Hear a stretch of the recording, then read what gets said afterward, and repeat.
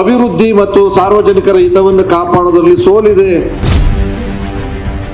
ಇಲ್ಲೇ ಕೂಡ ಕಾಂಗ್ರೆಸ್ನವರೇ ಬಂದು ಇದನ್ನು ವಿರೋಧ ಮಾಡಿದ್ರೆ ಇನ್ನೂ ಸಂತೋಷ ಪಡ್ತೀನಿ. ನಿಮ್ಮ ಸರ್ಕಾರ ಸರಿಯಾಗಿ ಮಾಡ್ತಾ ಇಲ್ಲಪ್ಪ ಕೆಲಸ, ಬಂದು ಇಲ್ಲಾದ್ರೂ ಹೇಳಿಕೆ ಕೊಡಿ, ನಿಮ್ಮ ಕೈಲಿ ಆಗೋದಿಲ್ಲ. ಸರ್ಕಾರ ಜವಾಬ್ದಾರವಾಗಿ ನಡ್ಕೊಂಡಿದ್ದಿದ್ರೆ ಈ ಸಮಸ್ಯೆ ಬರ್ತಾ ಇರಲಿಲ್ಲ. ಏನ್ ನಂಬಕ್ಕಾಗತ್ತೆ? ಸುಳ್ಳು ಸರ್ಕಾರ, ಯಾವುದಕ್ಕೆ ಯಾವುದು ಅಂತಲೇ ಗೊತ್ತಿಲ್ಲ, ಅರ್ಥಗಳು ಗೊತ್ತಿಲ್ಲ. ಸರ್ಕಾರ ಒಪ್ಪಡಿದ್ರೆ ನಾಚಿಕೆ ಆಗಬೇಕು ನೀವು ಇವತ್ತಿನ ದಿವಸ. ಆತ್ಮೀಯ ಎಲ್ಲ ಕನ್ನಡದ ಮನಸ್ಸುಗಳೇ, ಮಹನೀಯರೇ ಮತ್ತು ಮಹಿಳೆಯರೇ, ಅಖಿಲ ಕರ್ನಾಟಕ ಸ್ಟೇಟ್ ಸ್ಟೂಡೆಂಟ್ಸ್ ಅಸೋಸಿಯೇಷನ್ ಇವತ್ತು ಏನು ಕಾರ್ಯಕ್ರಮವನ್ನು ರೂಪಿಸಿದೆ, ಇದು ತುಂಬ ದುಃಖದ ವಿಚಾರ. ಸಂತೋಷ ಸಂಭ್ರಮ ಪಡಬೇಕಾದಂಥ ವಿಚಾರ ಅಲ್ಲ. ಯಾಕೋ ಏನೋ ಗೊತ್ತಿಲ್ಲ, ಇತ್ತೀಚಿನ ದಿನಗಳಲ್ಲಿ ಯಾವುದೇ ಸರ್ಕಾರ ಯಾವುದೇ ಜಾಗದಲ್ಲಿ ಅಧಿಕಾರಕ್ಕೆ ಬಂದರೂ ಕೂಡ ಸ್ವಾರ್ಥ ರಾಜಕಾರಣ, ಕುಟುಂಬ ರಾಜಕಾರಣ, ಜಾತಿ ರಾಜಕಾರಣ, ಅಸ್ತಿತ್ವದ ರಾಜಕಾರಣದ ಇಕ್ಕಟ್ಟಿನಲ್ಲಿ ಸಿಕ್ಕಾಕೊಂಡು ಅಭಿವೃದ್ಧಿ ಮತ್ತು ಸಾರ್ವಜನಿಕರ ಹಿತವನ್ನು ಕಾಪಾಡೋದ್ರಲ್ಲಿ ಸೋತಿದ್ದಾರೆ ಅಂತಕ್ಕಂಥ ಮಾತನ್ನ ನಾನು ರಾಜ್ಯದ ಆಮ್ ಆದ್ಮಿ ಪಾರ್ಟಿ ಅಧ್ಯಕ್ಷನಾಗಿ ಹೇಳ್ತಾ ಇಲ್ಲ, ಒಬ್ಬ ಕನ್ನಡದ ಮನಸ್ಸಿನವನಾಗಿ ಕನ್ನಡಿಗರ ಪರವಾಗಿ ರಾಜ್ಯದ ಹಿತವನ್ನು ಕಾಪಾಡೋದಕ್ಕೋಸ್ಕರವಾಗಿ ಈ ಮಾತನ್ನು ದುಃಖದಿಂದ ಹೇಳ್ತಾ ಇದ್ದೀನಿ. ಈ ಪಾರ್ಟಿ ಆ ಪಾರ್ಟಿ ಅಂತ ಇಲ್ಲ. ಎಂತ ದುರಂತ ಆಗಿದೆ. ಸ್ವಾತಂತ್ರ್ಯ ಬಂದು 75 ವರ್ಷ ಕಳೀತು. ಕರ್ಣನ್ ಪಟ್ಟು ಸೆಂಟರ್ ಹರಿದ ಹಳೆ ರೇಷ್ಮೆ ಜರಿ ಸೀರೆಗಳಿದ್ರೆ ಬಿಸಾಕಬೇಡಿ. ಇವರಿಗೆ ಕೊಟ್ರೆ ಸ್ಪಾಟ್ ಅಲ್ಲೇ ಕೈ ತುಂಬ ದುಡ್ಡು. ಇನ್ನು ಡೀಟೇಲ್ಸ್ ಬೇಕು ಅಂದ್ರೆ 6380413916 ಈ ನಂಬರ್ಗೆ ಕಾಲ್ ಮಾಡಿ. 56ರಲ್ಲಿ ಭಾಷೆಯ ಆಧಾರದ ಮೇಲೆ ರಾಜ್ಯಗಳ ವಿಂಗಡಣೆ ಆಯಿತು. ಅದರ ಉದ್ದೇಶ ಸರ್ವರಿಗೂ ಸಮಪಾಲು ಸಮಬಾಳು, ಸರ್ವ ಜನಾಂಗದ ಶಾಂತಿಯ ತೋಟ. ಈ ಕಾರಣಕ್ಕೋಸ್ಕರ ವಿಭಿನ್ನತೆಯಲ್ಲಿ ಏಕತೆಯನ್ನು ಕಂಡಂತ, ಏಕತೆಯಲ್ಲಿ ವಿಭಿನ್ನತೆಯನ್ನು ನಡೆಸ್ಕೊಂಡು ಹೋಗ್ತಿರ್ತಕ್ಕಂಥ ದೇಶ ಇದು, ಒಕ್ಕೂಟ, ಫೆಡರಲ್ ಸಿಸ್ಟಮ್.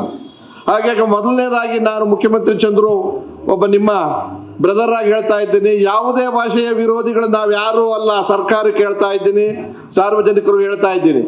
ಆದರೆ ರಾಜ್ಯಗಳ ವಿಂಗಡಣೆ ರಾಜ್ಯದ ಜನತೆಗೆ ಅನುಕೂಲ ಆಗಬೇಕು ಅಂತ ರಾಷ್ಟ್ರದಲ್ಲಿ ಸಂವಿಧಾನದಲ್ಲೇ ಇರ್ತಕ್ಕಂಥ ಜಾಗದಲ್ಲಿ ರಾಷ್ಟ್ರೀಯ ಭಾಷೆಗಳಲ್ಲಿ ಕನ್ನಡವೂ ಒಂದು. ಇವತ್ತು ಹಿಂದಿ ಭಾಷೆ ರಾಷ್ಟ್ರೀಯ ಭಾಷೆ ಅಂತ ಬಹಳಷ್ಟು ಸರ್ಕಾರ ಈಗಿರ್ತಕ್ಕಂಥ ಕೇಂದ್ರ ಸರ್ಕಾರವು ಒತ್ತಾಯ ಮಾಡ್ತಾ ಇದೆ.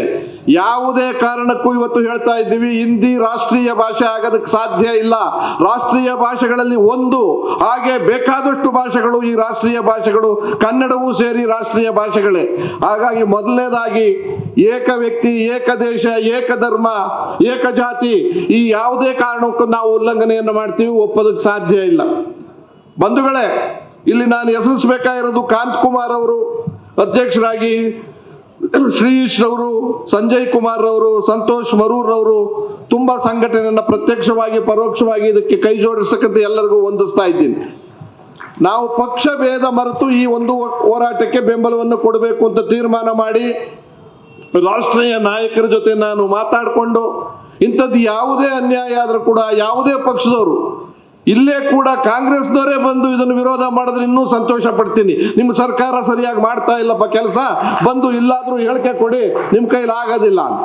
ಹಾಗಾಗಿ ನಾನು ಇಲ್ಲಿ ಪಕ್ಷ ಭೇದ ಮರೆತು ನಮ್ಮ ಸಿದ್ಧಾಂತಗಳನ್ನು ಮರೆತು ಒಂದೇ ಸಿದ್ಧಾಂತ, ನಾಡನ್ನು ಉಳಿಸಬೇಕು, ನಾಡಿನ ಭಾಷೆಯನ್ನು ಉಳಿಸಬೇಕು, ನಾಡಿನ ಜನರ, ನಮ್ಮ ಕನ್ನಡದ ಮಕ್ಕಳ ಭವಿಷ್ಯವನ್ನು ನಾವು ರೂಪ ಮಾಡಬೇಕು ಅನ್ನೋ ದೃಷ್ಟಿಯಿಂದ ನಮಗೆ ಕೈ ಜೋಡಿಸೋದಕ್ಕೆ ಈಗ ವೆಂಕಟಸ್ವಾಮಿ ಅವರು, ನಮ್ಮ ಆತ್ಮೀಯರು, RPI ಪ್ರೆಸಿಡೆಂಟ್ ಅಂಡ್ ದಲಿತ ಮುಖಂಡರು ಬಂದಿದ್ದಾರೆ. ಅವರನ್ನ ಸ್ವಾಗತವನ್ನ ಮಾಡ್ತಾ ಇದ್ದೀನಿ. ಬಹಳ ಉದ್ದನೆ ಭಾಷಣ ಮಾಡೋದಕ್ಕಿಂತ ಒಂದು ಸ್ವಲ್ಪ ಕನ್ನಡದ ವಿಚಾರ. ಕರ್ನಾಟಕ ರಾಜ್ಯದಲ್ಲಿ ಏಕೀಕರಣ ಆಯಿತು. ದೇವರಾಜ ಅರಸು ಅವರು ಕರ್ನಾಟಕ ಅಂತ ನಾಮಕರಣ ಮಾಡಿದ್ರು. ಕನ್ನಡ ಅಭಿವೃದ್ಧಿ ಪ್ರಾಧಿಕಾರ ಇದೆ, ಕನ್ನಡ ಸಂಸ್ಕೃತಿ ಇಲಾಖೆ ಇದೆ, ಬೇಕಾದಷ್ಟು ಇಲಾಖೆಗಳಿದಾವೆ. ಯಾವುದೇ ರಾಜ್ಯದಲ್ಲಿ ಭಾಷೆಯ ವಿಚಾರವಾಗಿ ಹೋರಾಟ ಮಾಡಬೇಕಾದ ಅಗತ್ಯ ಬಂದಿಲ್ಲ. ಭಾಷಿಕರ ಪರವಾಗಿ ಹೋರಾಟ ಮಾಡಬೇಕಾದ ದುಸ್ಥಿತಿ ಕರ್ನಾಟಕಕ್ಕೆ ಬಂದಿದೆ ಅಂದಾಗ ನಮ್ಮಲ್ಲಿ ದುರಭಿಮಾನವೂ ಇಲ್ಲ, ಸ್ವಾಭಿಮಾನವೂ ಇಲ್ಲ. ಜನಗಳಲ್ಲಿ ಮತ್ತು ಅಧಿಕಾರಿಗಳಲ್ಲಿ, ಸರ್ಕಾರದಲ್ಲಿ ನಿರಭಿಮಾನಿಗಳಾಗಿದ್ದೇವೆ. ಅದರೊಳಗಾಗಿ ಸರ್ಕಾರಗಳು ತಮ್ಮ ಅಸ್ತಿತ್ವವನ್ನು ಉಳಿಸ್ಕೊಳ್ಳೋಕ್ಕೋಸ್ಕರ ಸಂದರ್ಭ ಬಂದಾಗ ಸಮನ್ಯಾಚ್ಯುತ ಅನುಕೂಲಗಳನ್ನು ಹೇಳ್ತಾರೆ. ಇದು ಹೇಳಿದ ಮೇಲೆ ಎರಡು ವಿಚಾರ ಹೇಳ್ತೀನಿ. ಇವತ್ತು ನಮ್ಮ ಹೋರಾಟದ ಮುಖ್ಯ ಉದ್ದೇಶ ದಿನಾಂಕ 29/12/2004 ನಡೆದ ಗೆಜೆಟ್ ಪ್ರೊವಿಷನರಿ ಹುದ್ದೆಗಳು. ನಾನು ಶಿಕ್ಷಣದಲ್ಲಿ ಕನ್ನಡ, ಉದ್ಯೋಗದಲ್ಲಿ ಕನ್ನಡ ಇವೆರಡೂ ವಿಚಾರವನ್ನು ಬೇಕಾದಷ್ಟು ಸತಿ ಪ್ರತಿಪಾದನೆ ಮಾಡಿದ್ದೀನಿ. ನಮ್ಮ ಊರಿನಲ್ಲಿ ನಮ್ಮ ಭಾಷಿಗರಿಗೆ ಜಾಗ ಸಿಗದೆ ಬೇರೆಯವ್ರನ್ನ ತಂದು ತಕ್ಕಂಥ ಕೆಲಸ ನಡೀತಾ ಇದೆ. ಸರ್ಕಾರ ಜವಾಬ್ದಾರಿರಹಿತವಾಗಿ ಜವಾಬ್ದಾರವಾಗಿ ನಡ್ಕೊಂಡಿದ್ದಿದ್ರೆ ಈ ಸಮಸ್ಯೆ ಬರ್ತಾ ಇರಲಿಲ್ಲ. ಇವತ್ತು ಈ ದುರಂತ ಆಗಿದೆ. ಏನು ದುರಂತ? ಕಣ್ಣೆದುರಿಗೆ ಗೊತ್ತಿರೋ ಹಾಗೆ ಮೊದಲನೇ ಪರೀಕ್ಷೆನಲ್ಲಿ ಕನ್ನಡದ ಜನಗಳು ಬರೆಯೋದಕ್ಕಾಗದೇ ಇರತಕ್ಕಂಥ ಬೇಕಾದಷ್ಟು ತಪ್ಪುಗಳನ್ನು ಕೊಟ್ಟು ಫೇಲ್ ಆಗೋ ರೀತಿಯಲ್ಲಿ ಮಾಡಿದ್ದೀರಾ. ಆಯ್ತು, ಅದನ್ನ ಗಮನಕ್ಕೆ ಬಂದಾದ್ಮೇಲೆ ಏನು ಮಾಡಿದ್ರ? ಕ್ರಮ ತಗೊಂಡ್ರ ಅವ್ರ ಮೇಲೆ. ಯಾವುದೇ ಕಾರಣಕ್ಕೂ ತಪ್ಪುಗಳು ಆಗಬಾರದು, ಭವಿಷ್ಯದ ಜನಗಳ ವಿದ್ಯಾರ್ಥಿಗಳ ಮತ್ತು ಯುವಕರ ಭವಿಷ್ಯ ನಿಂತಿದೆ ಅಂತ ಗೊತ್ತಿದ್ರು ಕೂಡ ಅದನ್ನು ಮಾಡಿದ್ರ. ಅದಕ್ಕೇನೋ ಸರಿ ಒಪ್ಕೊಂಡ್ರ, ಇನ್ನೊಂದು ಪರೀಕ್ಷೆ ಮಾಡಿದ್ರ. ಅದಕ್ಕಿಂತ ಜಾಸ್ತಿ ತಪ್ಪುಗಳು ಮತ್ತು ಸಾಮಾನ್ಯವಾಗಿ ಪಾಸ್ ಆಗಕ್ಕಾಗದೇ ಇರ್ತಕ್ಕಂಥದ್ದು. ನಿಮ್ಮ ಉದ್ದಟತನ ಸರ್ಕಾರ ಎಲ್ಲಿವರೆಗೂ ಬಂದಿದೆ? ಅಷ್ಟು ತಪ್ಪು ಮಾಡಿದವ್ರ ಮೇಲೆ ಕ್ರಮ ಇಲ್ಲ, ಮತ್ತೆ ತಪ್ಪು ಮಾಡಿದವ್ರನ್ನೇ ಕ್ಷಮಿಸ್ತೀರಾ. ತಪ್ಪಿಗೆ ಒಳಗಾಗಿರೋರಿಗೆ ಶಿಕ್ಷೆ, ಮತ್ತೆ ಪರೀಕ್ಷೆ ಇಲ್ಲ, ಮತ್ತೆ ಇವ್ರೇನಾದ್ರೂ ಚಿಂತೆ ಇಲ್ಲ. ಈಗಾಗಲೇ ಮತ್ತೆ ಮೇನ್ ಎಕ್ಸಾಮ್ಸ್ಗೆ ತಯಾರಿ ಮಾಡಿದ್ದೀರಾ. ನಾವು ಇಲ್ಲಿ ಒಕ್ಕಾರ್ತ ಕೇಳ್ತಾ ಇರ್ತಕ್ಕಂಥದ್ದು, ದಿನಾಂಕ 21/12/24 ನಡೆದ ಗೆಜೆಟೆಡ್ ಪ್ರೊವಿಷನರಿ ಹುದ್ದೆಗಳ ಪೂರ್ವಭಾವಿ ಮರುಪರೀಕ್ಷೆಯಲ್ಲಿ ಸುಮಾರು ಪ್ರಶ್ನೆಗಳಲ್ಲಿ ಭಾಷಾಂತರ ಲೋಪವಾಗಿರುವ ಕಾರಣ ಕೂಡಲೇ ಮರುಪರೀಕ್ಷೆ ನಡೆಸಬೇಕು. ಇಲ್ಲವಾದಲ್ಲಿ ಪೂರ್ವಭಾವಿ ಪರೀಕ್ಷೆ ಎದುರಿಸಿದ ಎಲ್ಲ ಅಭ್ಯರ್ಥಿಗಳಿಗೂ ಮುಖ್ಯ ಪರೀಕ್ಷೆ ಬರೆಯುವ ಅವಕಾಶ ಕೊಡಬೇಕು. ಒಂದು ವೇಳೆ ಕೊಡದೇ ಇದ್ರೆ ಸಂಪೂರ್ಣ ಕ್ರಾಂತಿಯನ್ನು ನಾವು ರಾಜ್ಯಾದ್ಯಂತ ಮಾಡೋದಕ್ಕೆ ಸಿದ್ಧ ಇದ್ದೀವಿ. ಎಲ್ಲರೂ ಸಿದ್ಧ ಇದ್ದೀವಿ. ಈ ವೇದಿಕೆಗೆ ಬಂದಂತವ್ರು ಎಲ್ಲರೂ ಸಿದ್ಧ ಇದ್ದೀವಿ ಅನ್ನೋ ಮಾತನ್ನು ಹೇಳ್ತಾರೆ.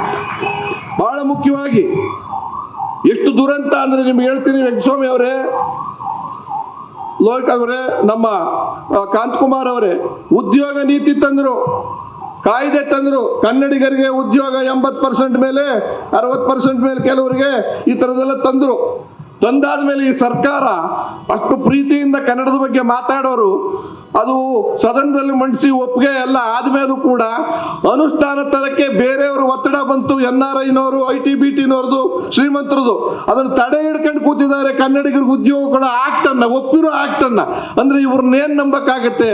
ಸುಳ್ಳು ಸರ್ಕಾರ, ನುಡಿದಂತೆ ನಡೆದೇ ಇರತಕ್ಕಂಥ ಸರ್ಕಾರ. ಅಪಾರವಾದ ಪ್ರೀತಿ ಇತ್ತು ಸಿದ್ದರಾಮಯ್ಯನವ್ರ ಮೇಲೆ. ಕೇವಲ ಶೋಷಿತರ ವರ್ಗದವರ ನಾಯಕರಷ್ಟೇ ಅಲ್ಲ, ಕನ್ನಡಕ್ಕೆ ಖಂಡಿತವಾಗ್ಲೂ ಕಡ್ಡಾಯವಾಗಿ ಇವರು ಎಲ್ಲವನ್ನೂ ಮಾಡ್ತಾರೆ ಅಂದಾಗ ಆ ಒಂದು ಆಕ್ಟನ್ನ ಇದುವರೆಗೂ ತಡೆ ಹಿಡಿದಿದ್ದಾರೆ. ಮತ್ತು ಇವತ್ತು ಜಾತಿ ಗಣತಿ ಇದೆ. ಜಾತಿ ಗಣತಿ ಬಂದ್ರೆ ಕೇವಲ ಒಬ್ಬರಿಗೆ ಅನುಕೂಲ ಆಗಲ್ಲ.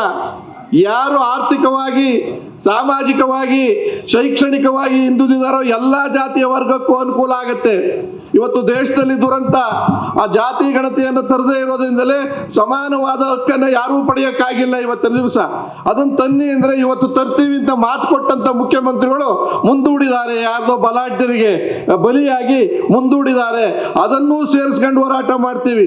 ನನ್ನ ಜಾತಿ ಅನ್ನೋದಲ್ಲ, ಯಾವ ಜಾತಿಯಲ್ಲಿ ಆರ್ಥಿಕವಾಗಿ, ಶೈಕ್ಷಣಿಕವಾಗಿ, ಉದ್ಯೋಗವಾಗಿ ಅನುಕೂಲವಿಲ್ವೋ ಅವರೆಲ್ಲರಿಗೂ ಸಿಗಬೇಕು ಅನ್ನೋ ಕಾರಣಕ್ಕೆ ನೆಕ್ಸ್ಟ್ ವೀಕ್ ಆದ್ರೂ ನೀವು ಮಾಡದೇ ಇದ್ರೆ ಮುಖ್ಯಮಂತ್ರಿಗಳೇ, ನೀವು ಕೈಲಾಗದ ಮುಕ್ತಿ ಅನ್ನೋದಕ್ಕಿಂತ ಅಧಿಕಾರ ಆಸೆಗೋಸ್ಕರವಾಗಿ, ಅಸ್ತಿತ್ವಕ್ಕೋಸ್ಕರವಾಗಿ ತಲೆಬಾಗ್ತಾ ಇದ್ದೀರಲ್ಲ, ಅದು ದುರಂತ. ಅದನ್ನು ಖಂಡಿಸ್ತಾ ಇದ್ದೀವಿ ಇವತ್ತಿನ ದಿವಸ ಈ ವೇದಿಕೆ ಮೇಲೆ. ಆ ಕಾರಣಕ್ಕೋಸ್ಕರ ಅದರ ಜೊತೆಯಲ್ಲಿ ಇವಾಗ ಇದು ಪದೇ ಗೆಜೆಟೆಡ್ ಪ್ರೊವಿಷನರಿ ಹುದ್ದೆಗಳ ಪರೀಕ್ಷೆಯಲ್ಲಿ ತಪ್ಪು ಎಸಗುತ್ತಿರುವ ಆಯೋಗದ ಪರೀಕ್ಷಾ ನಿಯಂತ್ರಕರಾದ ಜ್ಞಾನೇಂದ್ರ ಕುಮಾರ್ ಗಂಗ್ವಾರ್ ಮತ್ತು ಇತರೆ ಸಿಬ್ಬಂದಿಗಳನ್ನು ಅಮಾನತುಗೊಳಿಸಬೇಕು, ಶಿಕ್ಷೆ ಆಗಬೇಕು. ಅವರ ತಪ್ಪಿನಿಂದ ನಾವೆಲ್ಲ ಇಷ್ಟು ಜನ ಸಾಯ್ಬೇಕಾದ ಅಗತ್ಯ ಇಲ್ಲ. ಬಹಳ ಮುಖ್ಯ. ಪದೇ ಅದು ಮುಂದಿನ ಎಲ್ಲಾ ನೇಮಕಾತಿಗಳನ್ನು ಅಧಿಸೂಚನೆ 1 ವರ್ಷದ ಒಳಗೆ ನೇಮಕಾತಿ ಪ್ರಕ್ರಿಯೆ ಪೂರ್ಣಗೊಳಿಸಿ ಅಂತಿಮ ಆಯ್ಕೆ ಪಟ್ಟಿ ಬಿಡುಗಡೆಗೊಳಿಸಬೇಕು. ಮಾಧ್ಯಮದವರಲ್ಲಿ ಒಂದು ಕೇಳ್ಕೊತೀನಿ, ನಾವ್ಯಾರು ಇಲ್ಲೇನು ದೊಡ್ಡ ಮನುಷ್ಯರಲ್ಲ, ನೀವೆಲ್ಲರೂ ಇವ್ರ ಭವಿಷ್ಯ ಇರೋದ್ರಿಂದ ಈ ಸರ್ಕಾರಕ್ಕೆ ಇದನ್ನ ಚಾಟಿ ಮುಟ್ಟುವಾಗೆ ತಾವು ತಲುಪಿಸಬೇಕಾಗತ್ತೆ. ತಲುಪಿಸೋದ್ರ ಜೊತೆಗೆ ಇದು ಇಲ್ಲಿಗೆ ನಿಲ್ಲೋದಿಲ್ಲ. ನಿಮ್ಮ ಸರ್ಕಾರವನ್ನ, ಅಸ್ತಿತ್ವವನ್ನೇ ಅಲುಗಾಡಿಸ್ತಕ್ಕಂಥ ಈಗೇನಾಗಿದೆ ಇವತ್ತು ನೋಡಿ, ಇದು ಯಾವ ಕಡೆನೂ ಗಮನ ಇಲ್ಲ ಈ ಸರ್ಕಾರಕ್ಕೆ. ಅಲ್ಲಿ ಪಕ್ಷಾಧ್ಯಕ್ಷ ಯಾರಾಗಬೇಕು, ಮುಖ್ಯಮಂತ್ರಿ ಯಾರಾಗಬೇಕು, ಬದಲಾಯಿಸೋದು ಹೆಂಗೆ ಅವ್ರ ಗುಂಪಿನಲ್ಲೇ ಮೂರು ಗುಂಪು. ಆ ಪಾರ್ಟಿಲೂ ಹಂಗೆ, ನ್ಯಾಷನಲ್ ಪಾರ್ಟಿಲೂ ಅಷ್ಟೇ. ಆ ಮಕ್ಕಳು ಅಧ್ಯಕ್ಷರಾಗಬೇಕಾ, ಬೇರೆಯವರಾಗಬೇಕಾ, ಏನು ಎತ್ತಾಳಾಗಬೇಕು, ಇದು ನಿಮ್ಗೆ ಆದ್ಯತನ? ಈ ಮಕ್ಕಳ ಭವಿಷ್ಯ, ಮುಂದಿನ ಜನಾಂಗದ ಭವಿಷ್ಯನ ಮುಖ್ಯನ ಅನ್ನೋದನ್ನ ಯೋಚನೆ ಮಾಡಿ. ಮರೀರಿ, ಇದೆಲ್ಲವನ್ನು ಮಾಡಿ. ಅಧಿಕಾರ ಇರುತ್ತೆ ಹೋಗುತ್ತೆ. ದೇವರಾಜ ಅರಸು ಅವರು ಒಂದು ಕಾಲದಲ್ಲಿ ಉಳುವವನಿಗೆ ಭೂಮಿ ಅನ್ನೋದು ತಂದಾಗ ಬೇಕಾದಷ್ಟು ಗಲಾಟೆ ಆಯ್ತು. ಆದ್ರೆ ಇವತ್ತಿನ ದಿವಸ ಎಷ್ಟು ಜನ ಬಡವರು ಜಮೀನನ್ನ ಇಟ್ಕೊಳ್ತಕ್ಕಂಥ ಪರಿಸ್ಥಿತಿಗೆ ಧ್ವನಿ ಬಂತು ಸಂವಿಧಾನದಲ್ಲಿ. ಆ ದೃಷ್ಟಿಯಿಂದ ಉದ್ಯೋಗದ ಕಾಯ್ದೆಯನ್ನು ತನ್ನಿ, ಜೊತೆಗೆ ಈಗ ತುರ್ತಾಗಿ ಈ ಹಮ್ಮಿಕೊಂಡಿರ್ತಕ್ಕಂಥ ಇದ್ರ ಮುಖೇನ ಹೇಳ್ತಾ ಇದ್ದೀನಿ, ನಮ್ಮವರು 11 ಬೇಡಿಕೆಗಳನ್ನ ಇಟ್ಟಿದ್ದಾರೆ ಗೆಳೆಯರು, ಎಲ್ಲವೂ ಒಪ್ಪುವಂಥದ್ದೇ. ಆಯೋಗವು ನಡೆಸುವ ಎಲ್ಲಾ ಪರೀಕ್ಷೆಗಳಲ್ಲಿಯೂ ಕೂಡ ಮೊದಲ ಕನ್ನಡದಲ್ಲಿ ಪ್ರಶ್ನೆ ಪತ್ರಿಕೆ ಸಿದ್ಧಪಡಿಸಿ, ಇದು ಬಹಳ ಮುಖ್ಯ. ಪ್ರಶ್ನೆ ಪರೀಕ್ಷೆ ಮೊದಲು ಕನ್ನಡದಲ್ಲಿ ಕನ್ನಡನ್ನು ಮಾಡಿ, ಆಮೇಲೆ ಇಂಗ್ಲಿಷಿಗೆ ತರ್ಜನೆ ಮಾಡಿ. ನೀವು ದರಿದ್ರ ಇಂಗ್ಲಿಷ್ ಅನ್ನು ತಂದುಬಿಟ್ಟು ಅದಕ್ಕೆ ಡಿಕ್ಷನರಿನಲ್ಲಿ ತಗೊಂಡು ಉತ್ತರ ಅದು ಓದ್ಬಿಟ್ರೆ ಭಯ ಆಗುತ್ತೆ. ಒಂದು 30, 50, 60 ಯಾವುದು ಅಂತಲೇ ಗೊತ್ತಿಲ್ಲ, ಅರ್ಥಗಳು ಗೊತ್ತಿಲ್ಲ. ಅದನ್ನು ಧೈರ್ಯವಾಗಿ ಕೊಟ್ಟಿದ್ದಾರೆ, ಸರ್ಕಾರ ಒಪ್ಕೊಂಡಿದ್ರೆ ನಾಚಿಕೆ ಆಗಬೇಕು ನಿಮ್ಗೆ ಇವತ್ತಿನ ದಿವಸ. ಇನ್ನೂ ಅಧಿಕಾರದಲ್ಲಿ ಅವ್ರು ಇಟ್ಕೊಂಡಿದ್ದೀರಲ್ಲ. ಪ್ರಶ್ನೆಗಳು ಮೊದಲು ಕನ್ನಡದಲ್ಲಿ ಆಗಬೇಕು, ಆಮೇಲೆ ಯಾವ ಭಾಷೆ ಬೇಕಾದ್ರೂ ಮಾಡ್ಕೊಳ್ಳಿ. ಆಮೇಲೆ ಕಡ್ಡಾಯವಾಗಿ ಕನ್ನಡದಲ್ಲಿ ಎಲ್ಲಾ ಪರೀಕ್ಷೆಗಳು ಆಗಬೇಕು. ಬ್ಯಾಂಕ್ನಲ್ಲಿರ್ಬೋದು, ರೈಲ್ವೆ ಡಿಪಾರ್ಟ್ಮೆಂಟ್ ಇರ್ಬೋದು, ಪಬ್ಲಿಕ್ ಅಂಡರ್ ಸೆಕ್ಟರ್ ಇರ್ಬೋದು, ITBT ನಲ್ಲಿರ್ಬೇಕು. ಕನ್ನಡಿಗರಿಗೆ ಮೊದಲು ಉದ್ಯೋಗ, ಆಮೇಲೆ ನಂತರ ನಮ್ಮ ಅನ್ನ ಬೇಕು, ನಮ್ಮ ನೀರು ಬೇಕು, ನಮ್ಮ ಆಹಾರ ಬೇಕು, ನಮ್ಮ ತೆರಿಗೆ ವಿನಾಯಿತಿ ಬೇಕು. ನಾವು ಬೇಡ, ನಮ್ಮ ಭಾಷೆ ಬೇಡ ಅನ್ನೋರು ನೀವು ಬೇಡ, ನೀವು ಈ ರಾಜ್ಯದಿಂದಲೇ ಬಹಿಷ್ಕಾರ ಮಾಡ್ತಕ್ಕಂಥ ಪರಿಸ್ಥಿತಿಯನ್ನು ನಾವು ಯೋಚನೆ ಮಾಡಬೇಕಾಗುತ್ತೆ ಬಂದಿದೆ. ಈಗಾಗಲೇ ಬಾಕಿ ಉಳಿದಿರುವಂತಹ CTI, AO, AO ಮತ್ತು JTO ಅಂತಿಮ ಆಯ್ಕೆ ಪಟ್ಟಿಯನ್ನು ತಕ್ಷಣವೇ ಬಿಡುಗಡೆಗೊಳಿಸಿ, ನೇಮಕಾತಿ ಪ್ರಕ್ರಿಯೆಗಳು ಪೂರ್ಣಗೊಂಡಿರುವ ವಿವಿಧ ಹುದ್ದೆಗಳ ಹೆಚ್ಚುವರಿ ಆಯ್ಕೆ ಪಟ್ಟಿಯನ್ನು ಪ್ರಕಟ ಮಾಡಬೇಕು. ಆಯ್ಕೆ ಪ್ರಕ್ರಿಯೆಗಳಲ್ಲಿ ಹೆಚ್ಚಿನ ಪಾರದರ್ಶಕತೆ ಕಾಯ್ದುಕೊಳ್ಳಲು ಕಟ್ಟುನಿಟ್ಟಾದ ಕ್ರಮಗಳನ್ನು ಕೈಗೊಳ್ಳಬೇಕು ಮತ್ತು ಪ್ರಶ್ನೆ ಪತ್ರಿಕೆ ಸೋರಿಕೆಯಾಗದಂತೆ ಬಿಗಿಯಾದ ಕ್ರಮ ಕೈಗೊಳ್ಳಬೇಕು. ಇದು ಮಿಕ್ಕಿದ್ದು ನಾನು ಏನು ಹೇಳಕ್ಕಲ್ಲ. ಇವತ್ತು ನಮಗೆ ಬೇಕಾಗಿರೋದು, ತುರ್ತಾಗಿ ಬೇಕಾಗಿರೋದು ತಡೆ ಹಿಡೀರಿ. ಪರೀಕ್ಷೆ ಏನು ಮಾಡಿದ್ದೀರೋ ಅದು ರದ್ದು ಮಾಡಿ, ಅಥವಾ ಎರಡನೇದು ಮಾಡಿ. ಯಾರಿಗೂ ಏನು ತೊಂದರೆ ಬೇಡ, ಮೇನ್ಸ್ ಎಲ್ರಿಗೂ ಕೊಡಿ, ನೋಡೋಣ ನಾವು ಪಾಸ್ ಮಾಡ್ಕೊಂತೀವಿ, ಅಲ್ಲಿ ತಪ್ಪು ಮಾಡಿ. ಬಹಳ ಅನ್ಬೋದು, ಈಗ ಪಾಸ್ ಆಗಿರೋರ್ ಗತಿ ಏನು ಅಂತ. ಎಲ್ಲ ಅವ್ರನ್ನೂ ಕೊಡಿ, ಇವ್ರನ್ನೂ ಕೊಡಿ. ಈಗ ನೀವು ಮಾಡಿರೋ ತಪ್ಪುಗಳಿಗೆ ನೀವೇ ಮಣ್ಣು ತಿನ್ಬೇಕೇ ಹೊರತು ನಮಗೆ ತಿನ್ಸಕ್ ಬರಬೇಡಿ. ತಿನ್ಸಕ್ ಬಂದ್ರು ನಾವು ಒಪ್ಪೋದಿಲ್ಲ. ಆ ದೃಷ್ಟಿಯಿಂದ ಇವತ್ತು ಈ ಕಾರ್ಯಕ್ರಮ ಏನು ಹಮ್ಮಿಕೊಂಡಿದ್ದಾರೆ, ಅದಕ್ಕೆ ನಾನು ಮೊದಲನೇದಾಗಿ ಭಾಷೆಯ ವಿಚಾರದಲ್ಲಿ ಕಾಯ್ದೆ ತನ್ನಿ, ಕಾಯ್ದೆಯನ್ನು ಪೆಂಡಿಂಗ್ ಇಟ್ಟಿದ್ದೀರಾ, ನೀವು ಉದ್ಯೋಗವನ್ನು ಕೂಡ ಕನ್ನಡಿಗರಿಗೆ ಬರಬೇಕು ಅಂತಕ್ಕಂಥ. ಇಡೀ ರಾಷ್ಟ್ರದಲ್ಲಿ ಜಾತಿಯ ಸಮೀಕ್ಷೆಯನ್ನು ತಂದ್ರೆ ನಾವು ಯಾರ್ಯಾರು ಎಲ್ಲಿದ್ದೀವಿ ಅಂತ ಗೊತ್ತಾಗುತ್ತೆ. ಎಷ್ಟು ಜನಕ್ಕೆ ಸಮಾನ ಬೇಕಾಗಿದೆ, ಸರ್ವರಿಗೂ ಸಮಪಾಲು ಸಮಬಾಳು ಅನ್ಬೇಕಾದ್ರೆ ಗೊತ್ತಾಗುತ್ತೆ. ಆ ದೃಷ್ಟಿಯಿಂದ ಯಾರದೇ ಒತ್ತಡಕ್ಕೆ ಮಣಿಗಿದೆ. ಮಾನ್ಯ ಮುಖ್ಯಮಂತ್ರಿಗಳೇ, ಖಂಡಿಸ್ತಾ ಇದ್ದೀನಿ, ಇವತ್ತು ನೀವು ಯಾವ ಜಾತಿ ಗಣತೆಯನ್ನ ಎಷ್ಟು ಜನ ಇದ್ದೀವಿ ಅನ್ನೋದನ್ನ ಇವತ್ತಿಂದ ಬಿಡುಗಡೆ 160 ಕೋಟಿ ಖರ್ಚು ಮಾಡಿ ನೀವೇ ಮಾಡಿದ್ದೀರಾ. ನೋಡಿ ಎಂತ ದುರಂತ ಇದೆ, ಇದನ್ನು ಹೇಳ್ತಾ ಇದ್ದೀನಿ ಮಾಧ್ಯಮಕ್ಕನ್ನ. 2013ರಲ್ಲಿ ನೇಮಕ ಮಾಡಿದ್ರ, 160 ಕೋಟಿ ಖರ್ಚು ಮಾಡಿದ್ರ, ನಿಮಗೆ ತಂದು ಕೊಟ್ರು, ನೀವು ತಗೊಳ್ಲಿಲ್ಲ. ಕುಮಾರಸ್ವಾಮಿ ಅವ್ರಿಗೆ ತಂದು ಕೊಟ್ರು, ಅವ್ರು ತಿರಸ್ಕಾರ ಮಾಡಿದ್ರು. ಯಡಿಯೂರಪ್ಪನವ್ರಿಗೆ ತಂದು ಕೊಟ್ರು, ಅವ್ರು ತಿರಸ್ಕಾರ ಮಾಡಿದ್ರು. ಬಸವರಾಜ ಬೊಮ್ಮಾಯಿಗೆ ತಂದು ಕೊಟ್ರು, ಅವ್ರು ತಿರಸ್ಕಾರ ಮಾಡಿದ್ರು. ಮತ್ತೆ ಮುಖ್ಯಮಂತ್ರಿ ಆಗಿದ್ದೀರಾ, ನೀವು ತಿರಸ್ಕಾರ ಮಾಡೋ ಸ್ಥಿತಿಯಲ್ಲಿ ಇದ್ದೀರಾ. ಇವತ್ತು ಹೆದರಿಕೆ ನೋಡ್ತಾ ಇದ್ರೆ ನಿಮ್ಮ ಅಸ್ತಿತ್ವ ಕಾಯ್ಬೇಡಿ. ಆಗಿದ್ದೀರಾ ಮುಖ್ಯಮಂತ್ರಿಗಳು, ಎರಡು ಟರ್ಮ್ ಆಗಿದ್ದಾರೆ, ಇನ್ನೇನ್ ಬೇಕಾಗಿದೆ ಅಲ್ವರಾ? ನಾನ್ ನೋಡಿ ಮುಖ್ಯಮಂತ್ರಿ ಆಗಲೇ ಇಲ್ಲ, ಹಾಗೇ ಇದ್ದೀನಿ ಜನಗಳ ಮನಸ್ಸಿನಲ್ಲಿ. ಆ ಜನಗಳ ಮನಸ್ಸಿನಲ್ಲಿ ಕಾಯಂ ಮುಖ್ಯಮಂತ್ರಿ ಆಗಬೇಕಾದ್ರೆ ಕಾಯಂ ಆದ ಕೆಲಸ ಮಾಡಿ, ಈ ಪರೀಕ್ಷೆಯನ್ನು ರದ್ದು ಮಾಡಿ ಮತ್ತು ಎಲ್ಲರನ್ನೂ ಮೇನ್ಸ್ ಕಳಿಸಿ, ಇಲ್ಲದೆ ಹೋದ್ರೆ ಹೊಸ ಪರೀಕ್ಷೆಯನ್ನು ಮಾಡಿ. ಇದು ನನ್ನ ಕೊಟ್ಟು ಬೇಡಿಕೆ. ಇದ್ರ ಜೊತೆಯಲ್ಲಿ ಜಾತಿ ಗಣತಿಯನ್ನು ಇನ್ನೊಂದು ದುರಂತ ನೋಡಿದೆ. ಮಾನ್ಯ ಮುಖ್ಯಮಂತ್ರಿಗಳೇ, ನೀವೇ ಕ್ಲಾರಿಫೈ ಮಾಡಬೇಕು. ಇವತ್ತು ಒಂದು ಪತ್ರಿಕೆಯಲ್ಲಿ ಬಂದಿದೆ, ಗುತ್ತಿಗೆದಾರರ ಹಣಗಳನ್ನು ಬಿಡುಗಡೆ ಮಾಡದೆ ತೊಂದರೆ ಆಗಿದೆ ಎಂದಿದ್ದಕ್ಕೆ ನೀವು ಅಡ್ಜಸ್ಟ್ ಮಾಡ್ಕೊಳ್ಳಿ ಗುತ್ತಿಗೆದಾರ ಅಂತ ನೀವೇ ಹೇಳಿದಾರೆ ಅಂತ ಅವ್ರು ಹೇಳಿದ್ದಾರೆ. ನೀವು ಅಕಸ್ಮಾತ್ ಹೇಳಿದ್ರೆ ಹೇಳಿದ್ದೀನಿ ನಾನು ಅಂತ ಒಪ್ಕೊಳ್ಳಿ, ಹೇಳಿಲ್ದೇ ಇದ್ರೆ ಅದನ್ನು ಕ್ಲಾರಿಫೈ ಮಾಡಿ.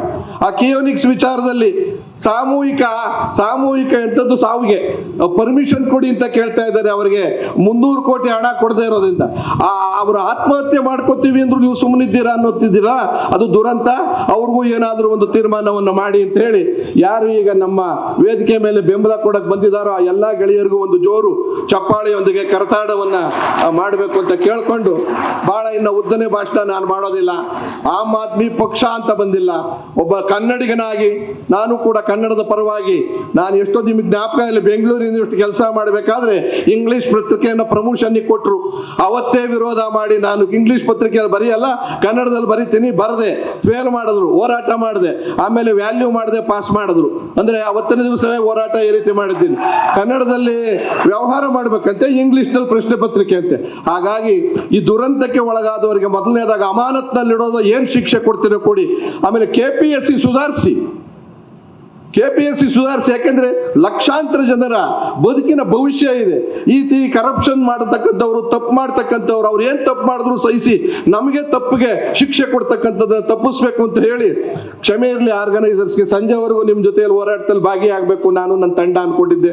ಇದೇ ತರ 3 ಹೋರಾಟಕ್ಕೆ ಇನ್ನೊಂದು ಕಡೆ ಹೋಗ್ಬೇಕಾಗಿದೆ. ನನಗೆ ಯಾವ ಜಾಗವೂ ಬೇಕಾಗಿಲ್ಲ, ಯಾವ ಸ್ಥಾನವೂ ಬೇಕಾಗಿಲ್ಲ. ಅನ್ಯಾಯ ಆದವರಿಗೆ ನ್ಯಾಯ ಸಿಕ್ಕೋದಕ್ಕೆ ನನ್ನ ಹೋರಾಟವನ್ನ ಕಾಯ್ದಿರಿಸಿರ್ತೀನಿ, ಇದನ್ನ ನಡ್ಕೊಂಡು ಹೋಗ್ತೀನಿ ಅಂತ ಹೇಳಿ ಮತ್ತೊಮ್ಮೆ ಇಲ್ಲಿ ಯಾರ್ಯಾರು ಬರ್ತಿರೋ ಯಾವ ಪಕ್ಷದವ್ರನ್ನೆಲ್ಲ ಇಲ್ಲೇ ನಾನೇ ಆಹ್ವಾನ ಮಾಡ್ತಾ ಇದ್ದೀನಿ. ಅದು BJP ಅವರಿರ್ಲಿ, JDS ನವರಿರ್ಲಿ, ಇಂಥ ವಿಚಾರದಲ್ಲಿ ಪಕ್ಷಭೇದ ಮರೆತು ನಿಮ್ಮ ಸಿದ್ಧಾಂತವನ್ನು ಕೈ ಜೋಡಿಸಿ ಇದಕ್ಕೆ ಶಕ್ತಿ ತುಂಬಿ ಪರಿಹಾರ ಕೊಡಿಸಿ ಅಂತ ಹೇಳಿ ಸರ್ಕಾರವನ್ನು ಕೂಡ ಈ ಪರಿಹಾರ ಕೊಡದೇ ಇದ್ರೆ ನಿಮ್ಮ ಸರ್ಕಾರಕ್ಕೆ ಅಸ್ತಿತ್ವಕ್ಕೆ ಧಕ್ಕೆ ಬರುತ್ತೆ. ಮುಂದಿನ ಎಲ್ಲಾ ಚುನಾವಣೆಗಳಲ್ಲೂ ನಾವು ನಿಮ್ಮನ್ನ ವಿರೋಧ ಮಾಡೋದು ಅನಿವಾರ್ಯವಾಗುತ್ತೆ. ತಾಲೂಕ್ ಪಂಚಾಯತಿ ಚುನಾವಣೆ, ಜಿಲ್ಲಾ ಪಂಚಾಯತಿ ಚುನಾವಣೆ, ಮಹಾನಗರ ಪಾಲಿಕೆಯ ವಿರುದ್ಧವಾಗಿ ಬೇರೆ ಒಬ್ಬ ವ್ಯಕ್ತಿ, ನಮ್ಮಲ್ಲೇ ಒಬ್ಬ ಹುಡುಗರನ್ನ ನಿಲ್ಲಿಸಿ, ನಮ್ಮಲ್ಲೇ ಇಲ್ಲಿ ಯಾರು ಕನ್ನಡದಲ್ಲಿ ಅನ್ಯಾಯ ಆಗಿದೋ ಅವ್ರನ್ನ ನಿಲ್ಲಿಸಿ ಗೆಲ್ಲಿಸಿ ನಮ್ಮ ಹಕ್ಕನ್ನು ನಾವೇ ಪಡಿತೀವಿ ಅನ್ನೋ ಮಾತನ್ನ ಹೇಳಿ ನಿಮ್ಮೆಲ್ರಿಗೂ ವಂದಿಸಿ ಒಳ್ಳೇದಾಗ್ಲಿ. ಆಗದೆ ಇದ್ದಾಗ ಮತ್ತೆ ತಿರ್ಗಾ ಬೀದಿಗೆ ಬರ್ತೀನಿ ನಾನು. ಧನ್ಯವಾದಗಳು.